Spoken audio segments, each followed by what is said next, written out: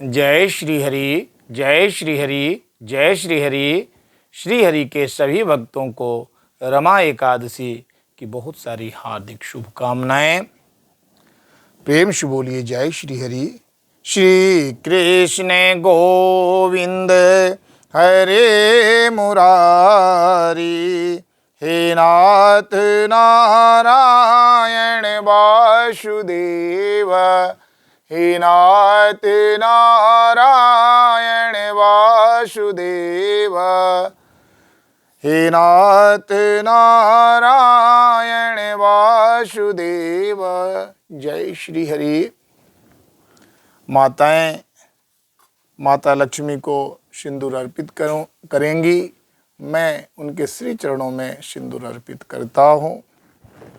जय श्री हरि, जय माता लक्ष्मी। आपको प्रभु ने जो फल आदि प्रदान किए हैं उन्हें आप समर्पित करेंगे। प्रेम से बोलिए जय श्री हरि।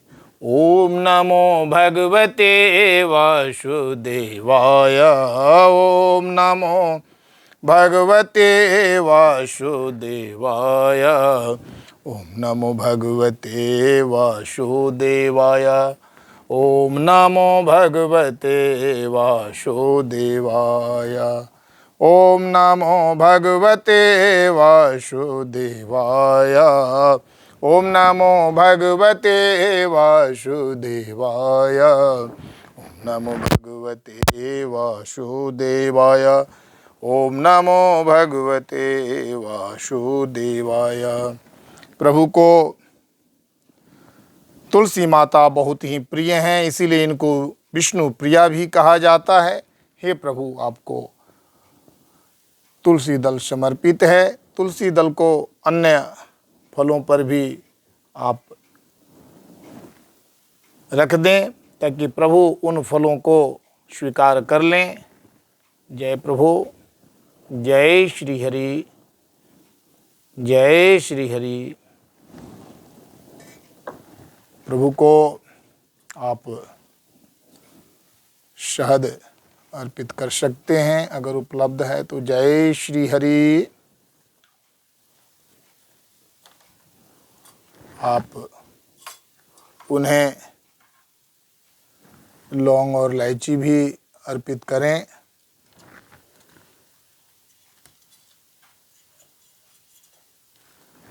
जय श्री हरि। धूप दीप भी प्रभु को अर्पित करें।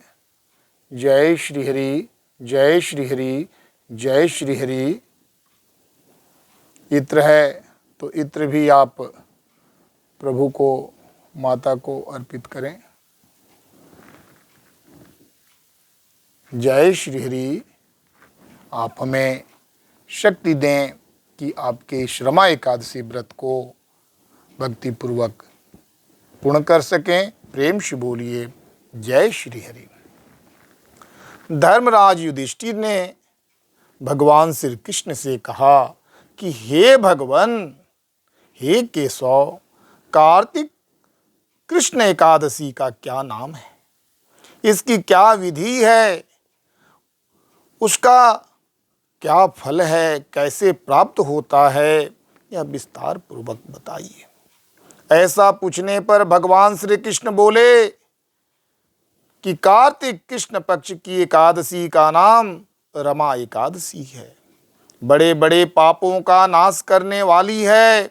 इसका जो महात्म मैं कहता हूँ आप ध्यान पूर्वक सुनिए। हे धर्मराज युधिष्ठिर, प्राचीन काल में मुचकुंद नाम के राजा थे। उनकी इंद्र, यम, कुबेर, वरुण और विभीषण के साथ भी मित्रता थी। राजा बड़े धर्मात्मा, विष्णु भक्त और न्याय के साथ राज करने वाले थे। उस राजा की एक कन्या थी जिसका नाम चंद्रभागा था। उस कन्या का विवाह चंद्रसेन के पुत्र शोभन के साथ हुआ था। एक समय शोभन ससुराल आया। उन्हीं दिनों जल्दी ही पुण्यदायिनी रमा एकादशी भी आने वाली थी। जब व्रत का दिन समीप आ गया तो चंद्रभागा के मन में सोच उत्पन्न हुआ कि मेरे पति अत्यंत दुर्बल हैं, मेरे पिता की आज्ञा अति कठोर है। दशमी को राजा ने ढोल बजवाकर सारे राज्य में घोषणा करवा दी कि एकादशी को भोजन नहीं करना चाहिए।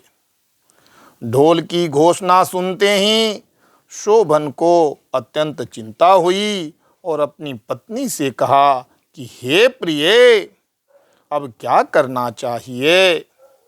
मैं किसी भी प्रकार भूख सहन नहीं कर सकूंगा। ऐसा उपाय बतलाइए जिससे मेरे प्राण बच सकें, अन्यथा मेरे प्राण अवश्य चले जाएंगे। प्रेम से बोलिए जय श्री हरि। चंद्रभागा कहने लगे कि हे स्वामी, मेरे पिता के राज्य में एकादशी के दिन कोई भी भोजन नहीं करता। हाथी, घोड़ा, ऊंट, बिल्ली, गौ आदि भी तृण, अन्न, जल आदि ग्रहण नहीं कर सकते। फिर मनुष्य का तो कहना ही क्या है। यदि आप भोजन करना चाहते हैं तो किसी दूसरे स्थान पर चले जाइए, क्योंकि यदि आप यहीं रहना चाहते हैं तो आपको अवश्य ही एकादशी व्रत करना पड़ेगा। ऐसा सुनकर शोभन कहने लगा कि हे प्रिय, मैं अवश्य व्रत करूंगा, जो भाग्य में होगा वह देखा जाएगा। इस प्रकार से विचार करके शोभन ने व्रत रख लिया और वह भूख व प्यास से अत्यंत पीड़ित होने लगा। जब सूर्य नारायण अस्त हो गए और रात्रि को जागरण का समय आया तो वैष्णवों को तो अत्यंत हर्ष प्राप्त हुआ, परंतु शोभन के लिए अत्यंत दुखदायी रहा। प्रातः काल होते ही शोभन के प्राण निकल गए। प्रेम से बोलिए जय श्री हरि, जय श्री हरि, जय श्री हरि। तब राजा ने सुगंधित काष्ठ चंदन से उसका दाह संस्कार करवाया, परंतु चंद्रभागा ने अपने पिता की आज्ञा से अपने शरीर को दग्ध नहीं किया और शोभन की अंत्येष्टि क्रिया के बाद अपने पिता के घर में ही रहने लगी। रमा एकादशी के प्रभाव से शोभन को मंदराचल पर्वत पर धन धान्य से युक्त तथा शत्रुओं से रहित एक सुंदर देवपुर प्राप्त हुआ। वह अत्यंत सुंदर रत्न और वैदुर्यमयी जड़ित स्वर्ण के खंभों पर निर्मित अनेक प्रकार के स्फटिक मणियों से सुशोभित भवन में बहुमूल्य वस्त्र आभूषणों तथा छत्र और चवर से विभूषित गंधर्व और अप्सराओं से युक्त सिंहासन पर आरूढ़ ऐसा शोभायमान होता था मानो दूसरा इंद्र विराजमान हो। एक समय मुचकुंद नगर में रहने वाले सोम शर्मा नामक ब्राह्मण तीर्थ यात्रा करते हुए घूमते घूमते उधर जा निकले। उन्होंने शोभन को पहचान लिया कि यह तो राजा का जमाई है। उसके निकट गए। शोभन भी उन्हें पहचानकर अपने आसन से उठकर उनके पास आया और प्रणाम आदि करके कुशलता पूछा। ब्राह्मण ने कहा कि राजा मुचकुंद और आपकी पत्नी सकुशल हैं, नगर में भी सब प्रकार से कुशल हैं, परंतु हे राजन, हमें आश्चर्य हो रहा है कि आप अपना वृतांत कहिए। ऐसा सुंदर नगर जो न कभी देखा न कभी सुना, आपको कैसे प्राप्त हुआ है? प्रेम से बोलिए जय श्री हरि। तब शोभन बोला कि कार्तिक कृष्ण की रमा एकादशी का व्रत करने से मुझे यह नगर प्राप्त हुआ है, परंतु यह अस्थिर है, यह स्थिर हो जाए ऐसा उपाय कीजिए। ब्राह्मण कहने लगे कि हे राजन, यह स्थिर क्यों नहीं है और कैसे स्थिर हो सकता है, आप बताइए, फिर मैं अवश्यमेव वह उपाय करूंगा। मेरी इस बात को आप मिथ्या न समझिए। शोभन ने कहा कि मैंने इस व्रत को श्रद्धा रहित होकर किया है, अतः यह सब कुछ अस्थिर है। यदि आप राजा मुचकुंद की कन्या चंद्रभागा को यह सब वृतांत कहें तो यह स्थिर हो सकता है। ऐसा सुनकर श्रेष्ठ ब्राह्मण ने अपने नगर को लौटकर चंद्रभागा से सारा वृतांत कह सुनाया। ब्राह्मण के वचन सुनकर चंद्रभागा बड़ी प्रसन्न हुई, कही कि हे ब्राह्मण देवता, ये सब बातें आपने प्रत्यक्ष देखी है या स्वप्न की बातें कर रहे हैं? ब्राह्मण कहने लगे कि हे पुत्री, मैंने महावन में आपके पति को प्रत्यक्ष देखा है, साथ ही किसी से विजय न हो ऐसा देवताओं के नगर के समान उनका नगर भी देखा है। उन्होंने यह भी कहा है कि यह स्थिर नहीं है, जिस प्रकार वह स्थिर हो सके सो उपाय करना चाहिए। प्रेम से बोलिए जय श्री हरि। चंद्रभागा कहने लगे कि हे विप्रवर, आप मुझे वहां ले चलें, मुझे पति देव के दर्शन की तीव्र लालसा हो रही है। मैं अपने किए हुए पुण्य को उस नगर को दे दूंगी, अपने पति को दे दूंगी और उस राज्य को स्थिर बना दूंगी। आज ऐसा कार्य कीजिए जिससे उनका और हमारा संयोग हो सके, क्योंकि वियोगी को मिला देना महान पुण्य है। सोम शर्मा जी ने यह बात सुनकर चंद्रभागा को लेकर मदरांचल पर्वत के समीप वामदेव ऋषि के आश्रम पर गए।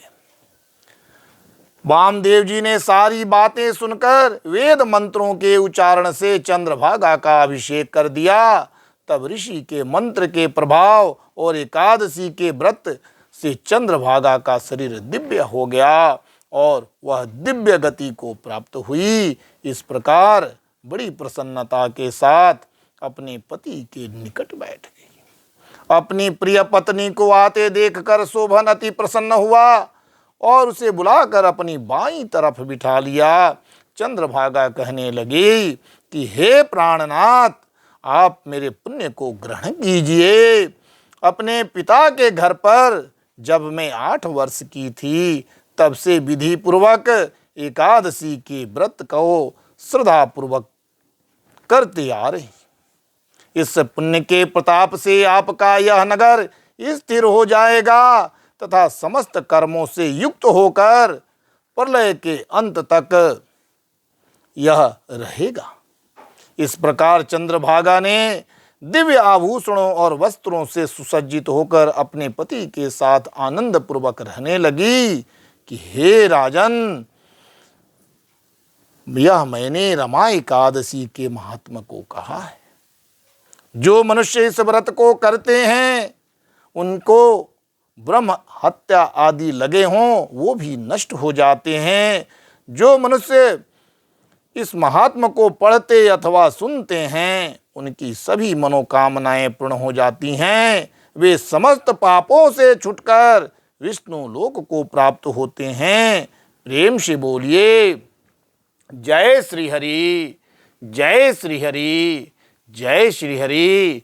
श्री कृष्ण गोविंद हरे मुरारी, हे नाथ नारायण वासुदेव। श्री कृष्ण गोविंद हरे मुरारी, हे नाथ नारायण वासुदेव। पिता मात स्वामी शका हमारे, पिता मात स्वामी सका हमारे। हे नाथ नारायण वासुदेव। श्री कृष्ण गोविंद हरे मुरारी, हे नाथ नारायण वासुदेव। हे नाथ नारायण वासुदेव। हे नाथ नारायण वासुदेव। प्रेम से बोलिए जय श्री हरि, जय श्री हरि, जय श्री हरि।